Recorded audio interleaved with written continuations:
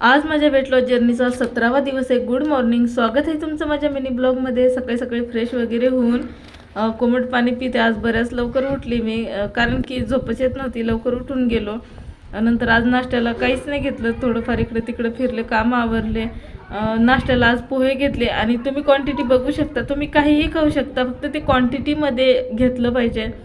बऱ्याच दिवसानंतर म्हणजे 2-3 महिने झाले पोहे खाल्लेच नाही। पोहे खाल्ले आणि स्किनवरचा ग्लो तुम्ही बघू शकता। मी प्रत्येक व्हिडिओ का म्हणते, कारण की डाईट आणि वर्कआउटने सर्व काही पॉसिबल असते। त्याच्यानंतर मग चहा पण घेतला। आज क्रेविंग होत होती खूप, आणि आज म्हणजे दुधाच्या चहामध्ये साखर आहे, विदाऊट शुगर नाही आहे। नाही तर मी काय करते तसंच कॉफी वगैरे घेते, पण आज चहा घेतला, थोडासा घेतला, अर्धा कप, जास्त नाही आहे। घेऊ शकता कधी कधी, पण असं एकदम कप भरून या मोठा कप आहे तसं नाही, एकदम कमी क्वांटिटीमध्ये घेऊ शकता। 11-12च्या दरम्यान, 10:30-11:30च्या दरम्यान खरबूज खाल्लं, कारण की हे तर असतंच मी आणून ठेवलेलं आणि आवडतं, कारण की स्किनसाठी खूपच वेट लॉसमध्ये ही मदत करतं। जेवणामध्ये मुगाची उसळ, एकच चपाती आणि गाजर सलादमध्ये आज गाजरच होतं, आणि कैरी आता सीझन आहे तर आवडते सर्वांना।